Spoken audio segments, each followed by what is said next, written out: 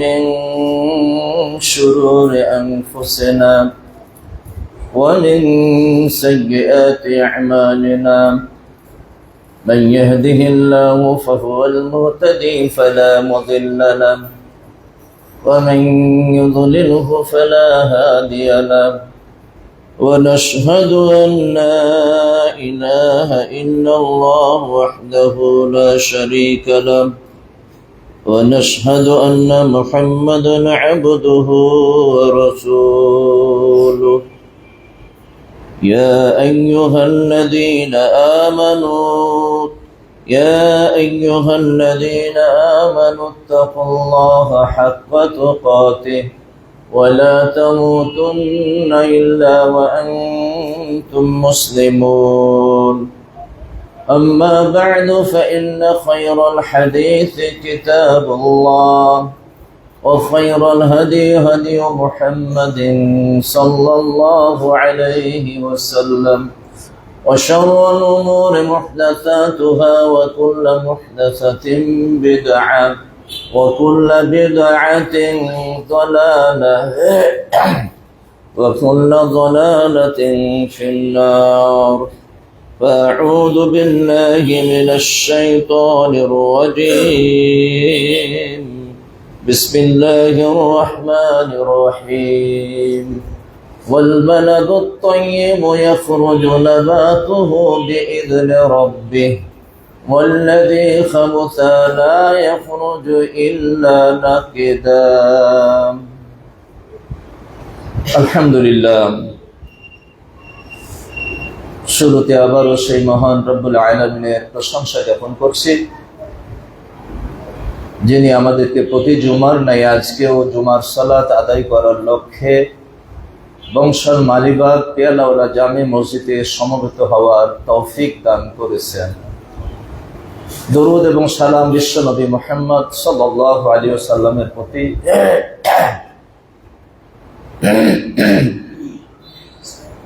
সাথে সাথে পৃথিবীর তামাম মুসলিম মুসলিমাত মুমিন মুমিনাত আমরা বেঁচে আছি, যারা আমাদের মাঝ থেকে চির বিদায় গ্রহণ করেছেন, তাদের উপরও আল্লাহর করুণা ধারা বর্ষিত হোক, আমরা বলি আমিন। সম্মানিত উপস্থিতি, আজকেই এই মাত্র কাছাকাছি এসেই হঠাৎ করে একটা গাড়ি সামনে এসে গেল, ব্রেকও করলাম, কিন্তু আসলে নসিবে যেটুকুন কষ্ট আছে সেটা তো পেতেই হবে। ডান হাতের সামনের ব্রেকটা একটু বেশি হয়ে গেছে, হার্ড ব্রেক করেছি, যার ফলে সামনের চাকাটা ব্রেক থামার পরেও উল্টে গেল এবং আমিও পড়ে গেলাম। এমনি অন্য কোনো সমস্যা হয়নি, কিন্তু বাম পায়ের কবজিতে, বাম পায়ের পাতার ওই যে জোড়ে, এখানে খুব ব্যথাটা, দাঁড়াতে পারতেছি না। তো যাই হোক, যার ফলেই ওজোর পেশ করলাম আর কি, যে এই কারণে আজকে বসে বসে খুতবা। অপারগতার ক্ষেত্রে এটা কোনো সমস্যা নাই, কারণ মনে হতে পারে দাঁড়িয়ে নামাজ পড়তে সক্ষমতা না থাকলে বসে নামাজ পড়ার সক্ষমতা না থাকলে শুয়ে, ফরজ নামাজ যখন সক্ষমতা না থাকলে পরিবর্তন করা যায়, এটা তো কোনো সমস্যা নাই।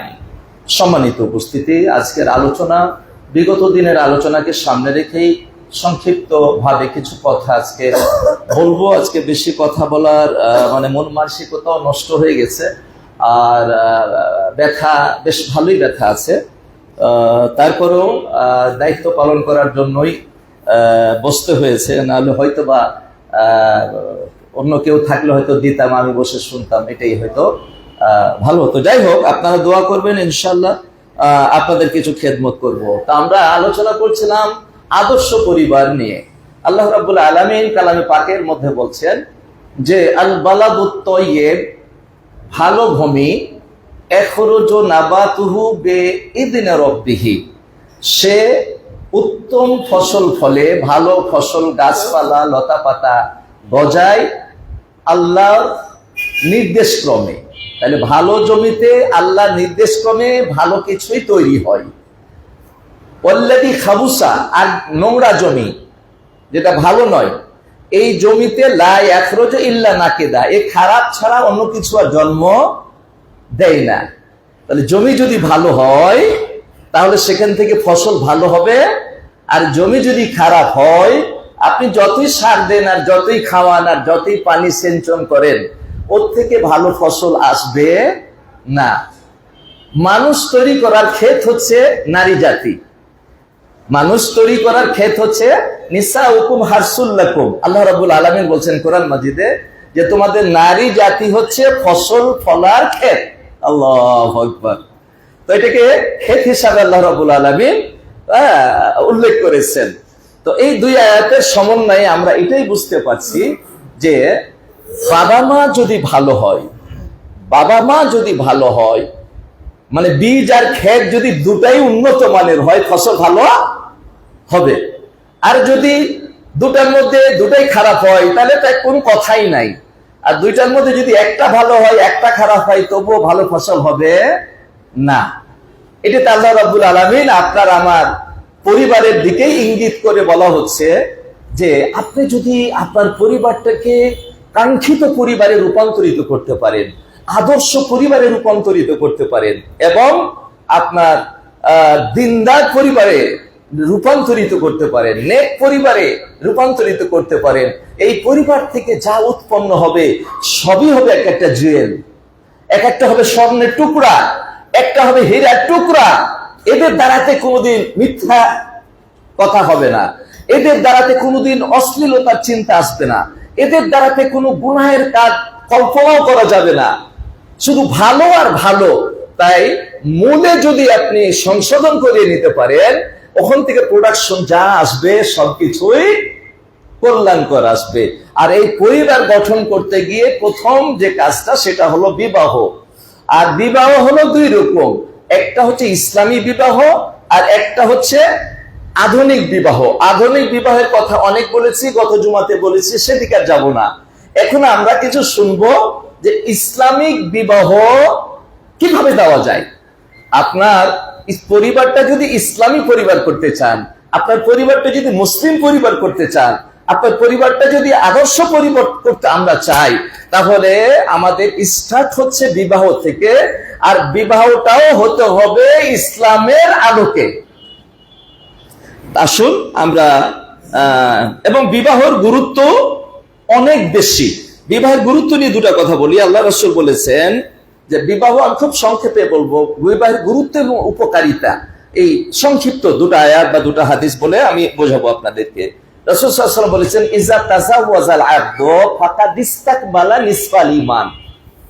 বিয়ে যে বান্দা, যে আল্লাহর বান্দা বিয়ে করবে সে যেন তার অর্ধেক ঈমানকে পূর্ণ করে নিল। আল্লাহু আকবার।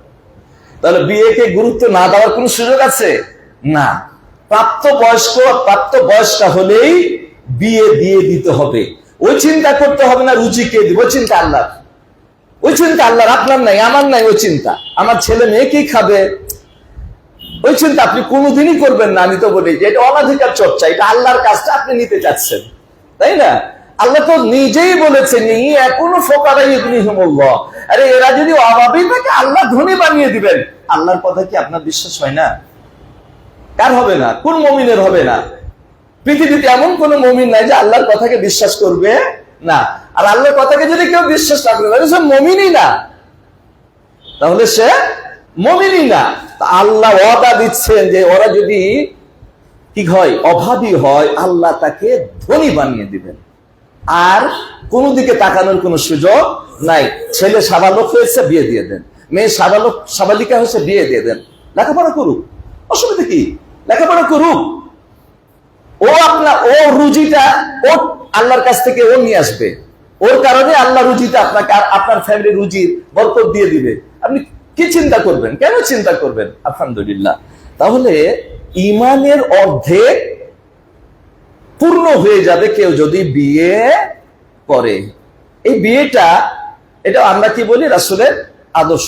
পৃথিবীর বুকে যত নবী রাসূল আসছেন, কোরআন মাজিদ আয়াতগুলো আছে, আমি বলতেছি না সময় ক্ষেপণের জন্য, প্রত্যেকেই বিয়ে করেছে, তাদের সন্তান হয়েছে, তাদের স্ত্রী ছিল। প্রত্যেক নবীর ব্যাপারে কোরআনে বলছে। তাহলে বিয়ে করা এটা নবীদের কি সুন্নাত। তবে এই সুন্নাতের হুকুমটা কোন সময় চেঞ্জ হয়, এই সুন্নাতের হুকুমটা চেঞ্জ হয়। যেমন কারোর জন্য বিয়ে করাই ঠিক না, কেন? সে যদি নপুংসক হয়, সে যদি ক্ষমতা না রাখে, তাই না? তাহলে এ বিয়ে তো টিকবে না এবং অশান্তি। তাই ওর জন্য বিয়ে না করাটাই কি ইসলামের নির্দেশনা। আর স্বাভাবিক গতিতে এটা সমস্ত রাসূলের সুন্নাত, আমাদের রাসূলের সুন্নাত, এই জন্য এটা সুন্নাত। কিন্তু কারো জন্য এটা ফরজ হয়ে দাঁড়ায় কখন? যখন সে নিজেকে রুখতে পারে না, নিজেকে নিয়ন্ত্রণে রাখতে পারে না, অঘটন ঘটে যাওয়ার সম্ভাবনা, তখন তার জন্য বিয়ে দেওয়াটা কি হয়? ফরজ হয়ে যায়। আল্লাহু আকবার। তো এই বিষয়গুলো আমাদের ভাবতে হবে। তাই তো আল্লাহ রাসূল বলেছেন এর উপকারিতা কি, এই হাদিসটা দিয়ে আমি এই পর্ব শেষ করে সামনের দিকে আগাবো। আল্লাহ রাসূল বলেছেন এক যুবকদেরকে লক্ষ্য করে, ইয়া মাশারাশ শাবাব, হে যুব সমাজ, হে যুবকেরা, মান ইসতাতা মিনকুমুল বাআ, তোমরা যারা বিয়ের সামর্থ্য রাখো, শারীরিক সামর্থ্য আর আর্থিক সামর্থ্য, এই দুটা, শারীরিক সামর্থ্য আর আর্থিক সামর্থ্য। তা আর্থিক সামর্থ্যের ব্যাপারে বলা হয়েছে যে তুমি যদি এটা মানে নিজেকে পবিত্র রাখার জন্য তুমি বিয়ে করতে চাও, আর্থিক সামর্থ্য যদি একটু কমও থাকে, আল্লাহ তোমাকে সচ্ছলতা বানিয়ে দিবেন। এটা আবার অন্য আয়াত দিয়ে প্রমাণিত হচ্ছে। তো তোমরা তাহলে কি করো? ফাতাজাওয়াজু, বিয়ে করতে দেরি করিও না। ফাইন্নাহু আগাজ্জু লিল বাসার, আর উপকারিতা অনেকগুলো আছে, প্রায় 10-12টা, তার মধ্যে 2টা এখানে মেইন বলা হচ্ছে। বলছে যে তোমার দৃষ্টিকে অবনমিত করবে। বাড়িতে যদি একজন সুন্দরী বউ থাকে, বাড়িতে যদি একজন আদর্শ, একজন পর্দানশীল ভালো দিনদার বউ থাকে, এই বউটা তাকে এমন ভাবে গড়বে ও পৃথিবীর কারোর দিকে তাকানোর আর ইচ্ছাও করবে না, সে তাকানোর মন মানসিকতা তার হবে না। তাহলে তার চক্ষুটা কি? আর যে বিয়ে করেনি, শয়তানও থাকে না, তখন আরে মেয়ে বা রাস্তাতে কিছু দেখলেই একবারে দৃষ্টি এমন ভাবে দিবে, কষ্ট লাগে। আমি দেখেছি, আমি চলতে ফিরতে, আরে যুবকেরা যদি একটু দেখে সেটা ভিন্ন কথা, আরে বয়স্করাও দেখি যে তাকিয়ে আছে, চোখ ফেলে না, চোখের পালক ফেলে না। নাউজুবিল্লাহ। এটা কি হলো বলেন? এটা দৃষ্টিকটু না? ও যে দেখছে, ওকে তো মানুষ দেখছে, এটা তো মানুষের লজ্জাতে তো না দেখা উচিত, কিন্তু তা করে না, ও তাকিয়েই থাকে। নাউজুবিল্লাহ। আল্লাহ হেদায়েত করুক জাতিকে। এই কথার অর্থ বলে যুবকরা মনে করিও না তোমাদেরকে আবার পারমিশন দিলাম, দেখা যাবে না। হঠাৎ করে যদি চোখ পড়ে যায়, রাসূল আলীকে বলছেন, এ আলী, লা তুদবিউ নাজরাতান নাজরা, তুমি একটার পর একটা নজর দিবে না। ফাইন্না লাকাল উলা, প্রথম নজরটা মানে আপনি ইচ্ছাকৃত প্রথম নজর দিবেন, এটা নয়। আচমবিক যদি হঠাৎ করে সামনে চলে আসছে একটা মেয়ে, নজর পড়ে গেছে, সাথে সাথে সরাই ফেলতে হবে। বলছে প্রথম নজরটা কি? এটা মা। আর যদি দ্বিতীয় নজর দাও, তাহলে তোর খবর আছে।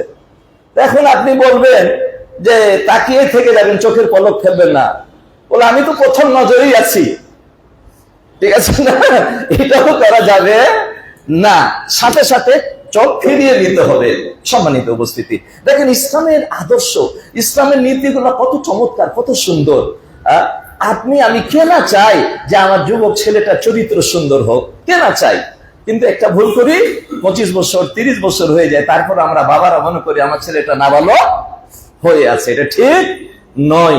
কেন আপনি আপনার ঘরে তা সে করবো অন্যায়, আর আপনাকে জবাবদিহি করতে হবে আল্লাহর কাছে? এটা কোনো দরকার আছে? কোনো দরকার নাই। তাই সময় হলে বিয়ে দিয়ে দিবেন, এটাই হলো ইসলামের দাবি। আর ও আগাজুলিল বাসার ও আফাজুলিল ফারজ, এবং তার লজ্জা স্থানের সুরক্ষা, তার নিজেকে সে সংযত রাখতে পারবে। অন্যায় কাজের দিকে কোনোদিনই সে আর যাবে না, কারণ আল্লাহ তাকে একটা নিয়ামত দান করেইছেন। অতএব এই ব্যাপারে কারো আপোষ না করা উচিত। বিয়ের ব্যাপারে অন্য কিছুতে আপনি দেরি করেন, কিন্তু বিয়ের ব্যাপারে আপোষ না করাটা উচিত। যত সম্ভব একটু প্রস্তুতি নিয়ে দিয়ে দিতে হবে, আপনি বেঁচে গেলেন। আর নইলে কিন্তু আপনাকে জবাবদিহি করতে হবে আল্লাহর কাছে। এটা আপনি মনে করছেন আমার ছেলেটা ভালো, আরে সবাই বাবা মার কাছে সবাই ভালো থাকে, কিন্তু আপনাকে চিন্তা করতে হবে আমার 15 বছর 16 বছর 18 বছর আমি কি অবস্থায় ছিলাম, আমার ছেলেটারও তো 20 বছর পার হচ্ছে, সে কি অবস্থায় আছে, এটা বাবা মাকে খেয়াল রাখতে হবে। সম্মানিত উপস্থিতি, এবার আমরা আসি যে আদর্শ বিয়ে নিয়ে আমি দুটো কথা বলবো। এই পর্ব বলে আমি আমার আলোচনা সংক্ষিপ্ত করব। ইসলামী বিবাহ আর প্রচলিত বিবাহ। প্রচলিত বিবাহের কথা মোটামুটি হয়েছে, অনেকবার বলছি, গত জুমাতেও আমি বলছি, ইঙ্গিত দিয়েছি আপনাদের। এখন ইসলামী বিবাহ, তো ইসলামী বিবাহ করার আগে আপনাকে আমাকে আগে কি করতে হবে? একটা কাজ, আল্লাহর কাছে দোয়া করতে হবে। কি দোয়া করবেন আল্লাহর কাছে? এর আগে আমি বলছি কি দোয়া করবেন, যে একজন এমন একটা আল্লাহ স্ত্রী দান করো, আর আল্লাহ এই স্ত্রীর মাধ্যমে এমন সন্তান দান করিও যে স্ত্রী এবং সন্তানের মাধ্যমে আমি আমার চক্ষুটা শীতল হয়, আমার মনটাতে প্রশান্তি আসে, আমার মনটা যেন ভরে যায় স্ত্রীকে পেয়ে এবং তার মাধ্যমে সন্তানকে পেয়ে। এই দোয়াটা আগে করতে হবে। আমরা কয়জন দোয়া করি? প্রথমে কিন্তু আমরা ভুল করি। এই দোয়া কয়জন করি? রব্বানা হাবলানা মিন আজওয়াজিনা। এই দোয়াটা যারা বিয়ে করনি যুবক, তোমরা সবাই মুখস্থ করবা। এই দোয়াটা অবশ্যই মুখস্থ করবা। যাদের সামনে বিয়ে হতে যাচ্ছে, এই দোয়াটা মুখস্থ করবা আর সবসময় এই দোয়া করবা, রব্বানা হাবলানা মিন আজওয়াজিনা ওয়া যুররিয়াতিনা কুররাতা আয়ুন ওয়াজআলনা লিল মুত্তাকিনা ইমামা। আল্লাহু আকবার। এই দোয়াটা করবা। এই কথাটাই বলা হয়েছে। দেখেন,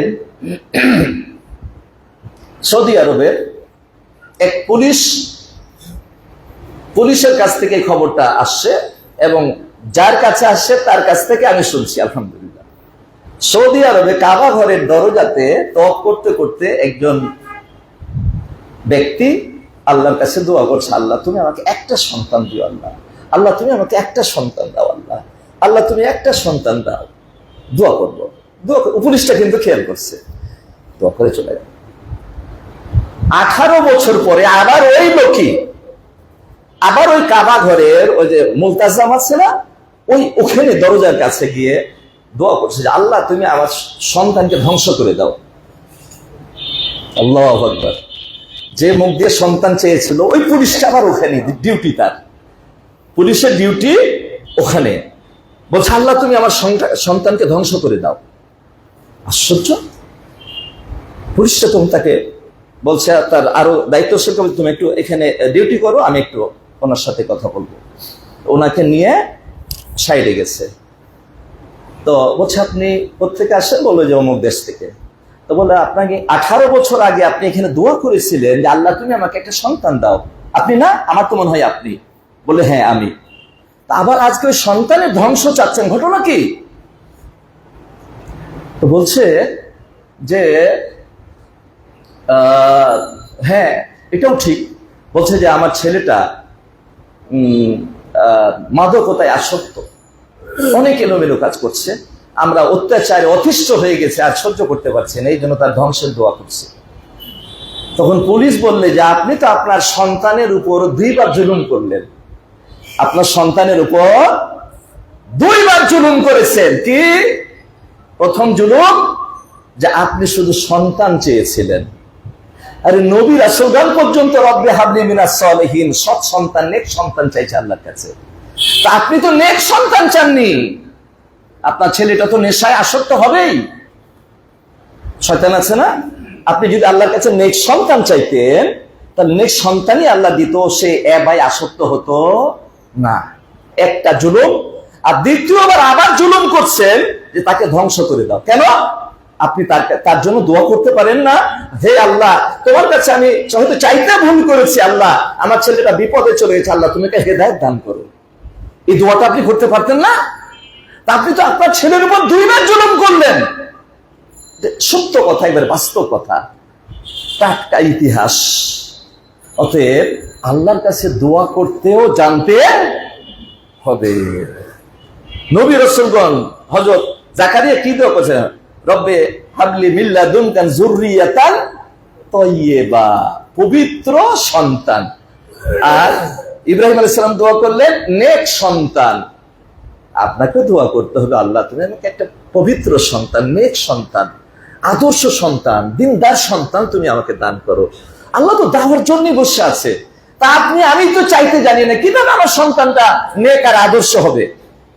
সম্মানিত উপস্থিতি, তো প্রথম হচ্ছে আপনাকে দোয়া করতে হবে আল্লাহর কাছে। এরপরে আমরা দেখেছি ইসলামে আপনার বিবাহটা যদি ইসলামিক হয়, বিবাহের কয়েকটা ধাপ আছে সংক্ষিপ্ত।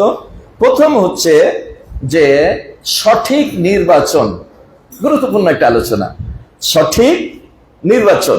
এর আগেও এই বিষয় নিয়ে কিছু কথা আমার বলা আছে, খুব সংক্ষেপে বললে আপনারা বুঝতে পারবেন যে সঠিক নির্বাচন। সঠিক নির্বাচন কি শুধু পাত্রী খুব সুন্দর দেখব, স্কুলে যত মেয়ে আছে সবকে দেখে শেষ করে দিব, হ্যাঁ, একবারে পাত্রী দেখবো আর পাত্র দেখার দরকার তেমন নাই। আমাদের সমাজে কিন্তু এটা প্রচলিত আছে, পাত্রর ব্যাপারে অত বেশি, হ্যাঁ, কিন্তু বিষয়টা আসলে তা নয়। যেভাবে আপনি পাত্রী নির্বাচন করবেন, পাত্রকেও দেখতে হবে সে দিনদার কিনা। কারণ আপনার মেয়ে যদি নামাজি হয় আর পাত্র যদি বেনামাজি হয়, তাহলে বিয়েটা শুদ্ধ হবে না। মারাত্মক কথা না? বিয়েটা শুদ্ধ হবে না। অতএব পাত্র এবং পাত্রী নির্বাচন করতে হবে। আদর্শ বিয়ের জন্য আদর্শ পাত্র এবং আদর্শ পাত্রী, নামাজি পাত্র নামাজি পাত্রী, দিনদার পাত্র দিনদার পাত্রী। এর মধ্যে আমরা দুটো হাদিস বলি, যে খাতাবা ইলাইকুম মান তারসাউনা। আগে ছেলেরটা বলি, যে তোমাদেরকে কোনো ছেলে যদি পাইগাম পাঠায় তাহলে তার দুটা জিনিস দেখো, কি তার 10 তলা বিল্ডিং আছে কিনা আর কয়েক কোটি টাকার মালিক কিনা, এই দুটা জিনিস দেখো, দিয়ে বিয়ে দিয়ে দাও। নাকি এই দুটা না, এটা দেখতে বলা হয়নি। কি দেখতে বলা হয়েছে? বলা হয়েছে যে তার দিন ঠিক আছে কিনা আর তার চরিত্র ঠিক আছে কিনা, এই দুটা যদি ঠিক পাও বিয়ে দিয়ে দাও, তাহলে কি হবে? শান্তি হবে। ওয়াইল্লা তাফআল তাকুন ফিতনাতুন ওয়া ফাসাদুন আরিজ। এটা যদি না করো তাহলে পৃথিবীতে বিপর্যয় সৃষ্টি হবে। অর্থ আপনি শুধু দেখতেই আছেন, পছন্দ হয় না, ও মালও থাকতে হবে, চরিত্রও থাকতে হবে, আবার দিনও থাকতে হবে, সব তো পাওয়া মুশকিল। হ্যাঁ, এই জন্য শর্টকাট করে দিয়েছে, দিন আর চরিত্র দুটা। মাল না থাকে দিয়ে দাও বিয়ে। আরে মাল কাকে কখন মালদার বানাবো, এটা তো আমার দায়িত্ব, তাই না? এই দুটা জিনিস দিয়ে দাও। তার যদি না করো, দেরি করো, তাহলে এই ছেলে এবং মেয়ে উভয় আস্তে আস্তে বেশি বয়স হয়ে যাবে। আর বেশি বয়স হলে তাদের পদস্খলন বেশি হবে। আর পদস্খলন যখন অন্যায়, যখন এইরকম অন্যায় অপরাধ বেশি হবে, তখন আল্লাহর আযাব আসমান থেকে নেমে আসবে। আল্লাহু আকবার। এর ব্যাখ্যা হলো এটা, ফাসাদুন আরিজ, পৃথিবীতে অশান্তি সৃষ্টি হবে, মহামারী, ভূমিকম্প, অতিবৃষ্টি, অনাবৃষ্টি, অতি গরম, অতি ঠান্ডা, এগুলা নেমে আসবে। সম্মানিত উপস্থিতি, তাহলে আমাদের পাত্র নির্বাচন করতে হবে দিনদার দেখে, পাত্রীও নির্বাচন করতে হবে কি দিনদার দেখে। আমি বলি, তেঁতুলের গাছে কোনোদিন আম হবে না, তেঁতুলের গাছে তেঁতুলি হবে। অতএব পাত্রী যদি ভালো হয়, তাহলে আপনার যা আসবে পাত্র পাত্রী, খ্যাত এবং বীজ দুটাই যখন ভালো হবে, তখন তার থেকে ভালো আর ভালো কিছু আপনি আশা করতে পারবেন। এর তাহলে আর হয়ে গেল একসঙ্গে পাত্র পাত্রী দেখা, আলাদা করে আর বললাম না। আচ্ছা, পাত্র নির্বাচন, পাত্রী, বিয়ের বিষয় খুব সহজ করতে হবে, এটা জটিল করা যাবে না। আমরা একটা বিয়েকে খুব জটিল করি, এজন্য দেরি করি। হ্যাঁ, এটা হলো না তো এটা হতে হবে, এটা হতে হবে। আমেরিকাতে আমার আছে, ভাই আছে, না আসলে হবে না, এই মাসের পর মাস দেরি করছে। এদিকে ওরা তো থাকতে চাই না, তাই না? তো অনেক সময় দেখা গেছে পাত্র পাত্রী নির্ধারণ করে ফেলেছে, এরপরে 6 মাস পর বিয়ে। কেন? নাউযুবিল্লাহ। এই করে যে কত এলোমেলো কাজ হয়। এবং যেহেতু চূড়ান্ত হয়ে গেছে, আর কিছু মনে করে না। পাত্রী পাত্রের সাথে বাজার করতে যায়, মার্কেটে যায়, বেড়াতে যায়, কক্সবাজার চলে যায়। নাউযুবিল্লাহ, আস্তাগফিরুল্লাহ, আস্তাগফিরুল্লাহ। এগুলো করা যাবে না। ঠিক হয়ে গেছে, আর এক মুহূর্ত দেরি না, আগে দিয়ে দেন। অনুষ্ঠান আপনি পরে করেন, আগে উভয়ের সঙ্গে উভয়ের কথা বলাটা হালাল করেন। না হলে যতবার দেখা করবে চোখের জেনা হবে, যত রকমের অন্যায় অপরাধ হয়ে যেতে পারে। আপনি কেমনে রুখবেন? এটা কি রুখার বয়স? আপনি রুখতে পারবেন না। আর এই ক্ষেত্রে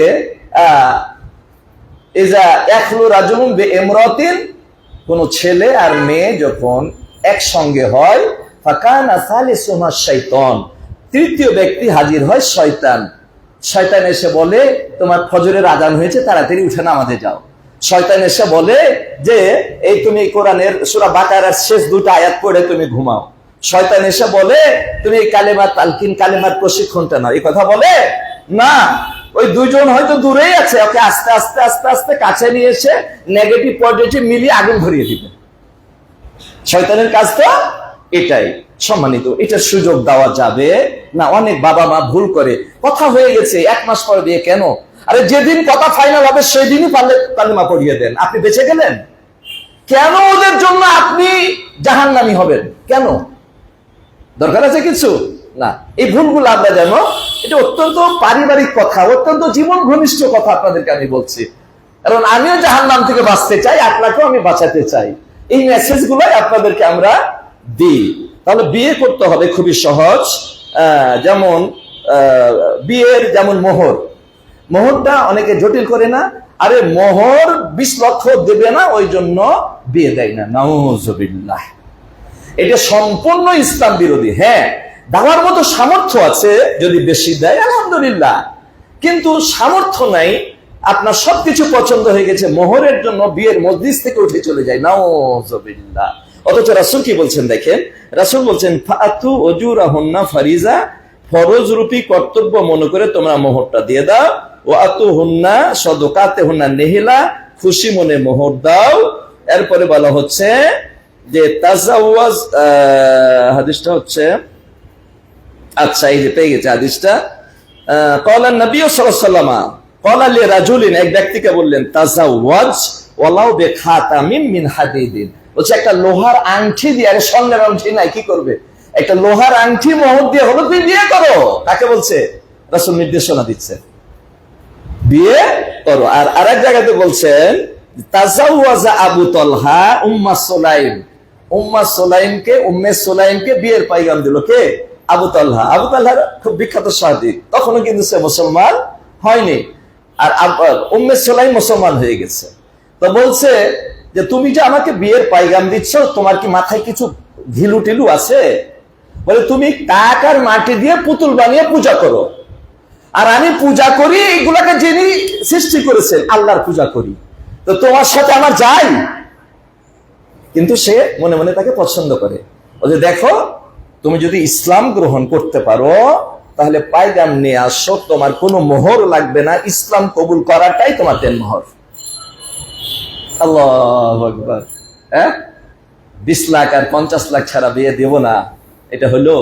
আরে বিয়ে 1 কোটি টাকা দিয়ে করলেন, জামাই যদি মদখোর হয় আর নেশাখোর হয় আর ওই ক্লাবে তার সময় কাটে, আর যদি বউকে পিটানি দেয়, খারাপ আচরণ করে, ওই 1 কোটি টাকার জন্য ওখানে থাকবে না, বাপের বাড়ি দৌড় দিবে? তো টাকার দরকার কি? তো প্রথমেই তো আমি ভুল করেছি যে আমি জামাইটা নির্বাচন করতে ভুল করেছি। জামাই নির্বাচন করতে ভুল করলে অশান্তি হবেই, পাত্রী নির্বাচন করতে ভুল করলে অশান্তি হবে, আদর্শ সন্তান কোনোদিনই হবে না। একজন পাত্রী তার বুদ্ধিমত্তা যদি থাকে, একাই একটা পরিবারকে চেঞ্জ করে ফেলতে পারে। আবার যদি তার দূরভিসন্ধি ভালো না হয়, তার চিন্তা চেতনা ভালো না হয়, ওই পরিবারটাকে জাহান্নামের আগুনে পরিণত করতে পারে। এই জন্য পাত্রও দেখতে হবে, পাত্রীও দেখতে হবে। আর বিয়েকে জটিল করা যাবে না, মোহরের কারণে অন্য কোনো কারণে জটিল করা যাবে না। পরিশেষে একটা কথা বলি, অনেক যুবক আছে, অনেক যুবতী আছে, আমার ছেলেরা মেয়েরা আছে, যে কোনো কারণে কোর্ট ম্যারেজ করে। এই কথাটা একটু ক্লিয়ার করে দিয়ে আমার আলোচনা শেষ করব। ইসলামে কোর্ট ম্যারেজ জায়েজ নয়, বৈধ নয়। ইসলামে কোর্ট ম্যারেজ বৈধ নয়। কেন? রাসূল সাল্লাল্লাহু আলাইহি ওয়াসাল্লাম লা নিকাহা ইল্লা বিওলিয়িন, মেয়েদের ব্যাপারে ওলি ছাড়া, ওলিকে তার বাবা, ওলি ছাড়া তার বাবা, ঠিক আছে? বাবা বেঁচে থাকতে অনুমতি না দিলে ভাইও বিয়ে পড়াতে পারবে না, চাচাও পারবে না, দাদাও পারবে না, বাবাই লাগবে। বাবা অনুমতি দিলে দাদা পারবে, বা চাচা পারবে, বা ছেলে পারবে, অর্থাৎ মেয়ে ভাই পারবে, অনুমতি লাগবে। আচ্ছা, তো বাবার ওলির অনুমতি ছাড়া বিয়ে জায়েজ নয়, হালাল নয়। আচ্ছা, এরপর আরেকটা হাদিস দিয়ে, আইয়ুমা ইমরাতিন নাকাহাত নাফসাহা বিগাইরি ইযনি ওলিয়া ফানিকাহা বাতিলুন বাতিলুন বাতিলুন, যে মেয়ে ওলির অনুমতি ব্যতি রেখে বিয়ে করবে তার নিকাহ বাতিল বাতিল বাতিল। এটা কে বলছেন? এহসানুল্লাহ? না। কে বলছেন? শহীদুল্লাহ খান মাদানী? আব্দুল্লাহ ফারুক? রাসূল সাল্লাল্লাহু আলাইহি ওয়াসাল্লাম। আপনি কার কথা শুনবেন? কোর্টের কথা শুনবেন? দেশের আইনের কথা শুনবেন? ইসলামের সাথে সাংঘর্ষিক হলে দেশের আইন মানা যাবে? যাবে না। যতক্ষণ ইসলামের সাথে সাংঘর্ষিক হবে না ততক্ষণ আপনি আমাদের দেশীয় যেই হোক তার কথা আপনি মানতে বাধ্য। কিন্তু যখন ইসলামের সাথে সাংঘর্ষিক হবে, পৃথিবীর কারো কথা, বাবা মার কথা মানা যাবে না। বাবা যদি বলে বেটা যাও, এই তোমার তো ছেলে বাচ্চা কাচ্চা হয় না, এই খাসিটা নিয়ে মাজারে দিয়ে আসো, মায়ের কথা শোনা যাবে নাকি? না। শিরকের কথা, অন্যায়ের কথা, গুনাহের কথা যদি মা বলে, ওই কথাও শোনা যাবে না। পৃথিবীর কারো কথা শোনা যাবে না কোরআন হাদিসের সাথে সাংঘর্ষিক হলে। তাহলে কেউ যদি কোর্ট ম্যারেজ করে ঘর সংসার যতদিন করছে, জেনার পাপে পাপী হচ্ছে। সন্তানটা হলে জারজ সন্তান হয়ে গেছে, নাউযুবিল্লাহ। উপায় এহসানুল্লাহ ভাই, উপায় একটা বলে দিচ্ছি, তওবা করে আবার নতুন ভাবে নিয়ম মাফিক বিয়ে করিয়ে নিয়ে আল্লাহর কাছে কানাকাটি করে আগের পাপের জন্য ক্ষমা চাইতে হবে। এখনো সময় আছে। আজকেই দরকার হলে বাবা মাকে রাজি করে, হুজুর দেখে, একেবারে রেজিস্ট্রি করে নিয়ম মতো বিয়ে পড়িয়ে নিয়ে বিগত পাপের জন্য আল্লাহর কাছে ক্ষমা চাইতে হবে। আল্লাহ বড় দয়াশীল, হয়তো আল্লাহ ক্ষমা করে দিবেন। এই একটাই পথ। আর যতদিন না হবে এটা, ততদিন সে অবৈধ কাজে লিপ্ত হওয়ার যত গুনাহ তার আমলনামাতে লেখা হচ্ছে। সর্বশেষ পাত্র পাত্রীকে দেখবে, পাত্রী পাত্রকে দেখবে।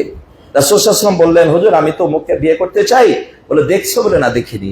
আনসারী মেয়ে। বলে তাই দেখে নাও, আনসারীদের মেয়ের চোখে একটু ঝামেলা থাকে। রাসূল বললেন, এরকম কয়েকটা হাদিস আছে, আমি একটা বললাম। তো পাত্র পাত্রীকে দেখবে, পাত্রী পাত্রীকে দেখবে। আমাদের দেশে প্রচলন আছে পাত্রীকে দেখবে, ঠিক আছে, আর পাত্রীকে কে দেখবে? শুধুমাত্র জামাই, জামাইয়ের বাপও দেখতে পারবে না বিয়ের আগে। এটা হলো ইসলাম। আর মেয়েরা দেখবে মা, খালা, বাইরের দূরের মহিলা দরকার নেই। পর্দানসীন মহিলা না, যারা নামাজ পড়ে না, খারাপ মহিলাকেও দেখানো ঠিক হবে না। মহিলাদের সামনেও মহিলাকে পর্দার নির্দেশ আছে, যদি চরিত্রহীন মহিলা হয়, ওর সামনেও একজন ভালো মহিলা যাবে না। তাহলে এটা আমরা ভুল করি। এই তুই এবার পাত্র কি দেখবি? আরে আশ্চর্য, পাত্র দেখবে না মানে? জোর করে আপনি বিয়ে দিবেন? এরকম রাসূলের কাছে জোর করে বিয়ে দিয়েছে মেয়ে, নালিশ করছে রাসূলের কাছে, আমার বাবা জোর করে বিয়ে দিয়েছে, আমি তো এটা সম্মত না। রাসূল বললেন, এখন তুমি বিয়েকে রাখতেও পারো, ভেঙেও দিতে পারো, তোমার ইচ্ছা, তোমার উপর দিয়ে দিলাম। কথাটা বোঝা গেছে? সম্মানিত উপস্থিতি, আসুন আমরা আমাদের সন্তানদের বিয়ে দিব। প্রত্যেকেরই সন্তানের বাবা আমরা না? অনেকে আমরা, যেমন আমার 2 ছেলে 2 মেয়ে বিয়ে হয়ে গেছে, খালাস, ও পর্ব শেষ। কিন্তু অনেকে তো আছে। তো সন্তানের বিয়ে দিবেন, বিয়েটা যেন আদর্শ বিয়ে হয়। আর আদর্শ বিয়ের জন্য কি কি করা দরকার আপনাদের সামনে উপস্থাপন করলাম। আল্লাহ রাব্বুল আলামিন যেন আমাদের আজকের আলোচনার আলোকে আমাদের জীবন গড়তে পারি, আমাদের সন্তানদের বিয়ে দিতে পারি, এবং তাদের মাধ্যমে আমরা আদর্শ একটা পরিবার গঠন করতে পারি। আর আদর্শ পরিবার গঠন হয়ে গেলেই ওখান থেকে যা প্রোডাকশন আসবে সবই হবে আদর্শবান। আল্লাহ রাব্বুল আলামিন যেন তৌফিক দান করেন। আমিন। আলহামদুলিল্লাহ রাব্বিল আলামিন। ইবাদাল্লাহ রাহিমাকুমুল্লাহ, ইন্নাল্লাহা ইয়া'মুরু বিল আলহামদুলিল্লাহিল্লাযী ওয়াকাফা ওয়া সালামুন আলা ইবাদিহিল্লাযীনা ইসতাফা, আম্মা বা'দ। আউযু বিল্লাহি মিনাশ শাইতানির রাজীম। বিসমিল্লাহির রহমানির রহিম। সম্মানিত উপস্থিতি, অনেকে দোয়া চেয়েছেন, আজকের কথা নয়, দোয়া চেয়েছেন, আমরা দোয়া করব। নাম হয়তো মনে নাই, যারা দোয়া চেয়েছেন, যারা চাননি, বাড়িতে, হাসপাতালে, দেশে, দেশের বাইরে যারা রয়েছেন, আল্লাহ সকলকে শিফায়ে কামেলা দান করেন। আমরা বলি আমিন। ওয়া আখিরু দাওয়ানা আলহামদুলিল্লাহ। ইবাদাল্লাহ রাহিমাকুমুল্লাহ, ইন্নাল্লাহা ইয়া'মুরু বিল আদলি ওয়াল ইহসান وإيتاء ذي القربى ينهى عن الفحشاء والمنكر والبغي يعظكم لعلكم تذكرون واذكروا الله يذكركم وادعوه يستجب لكم ولذكر الله تعالى أعلى وجل وأتم وأعظم أكبر.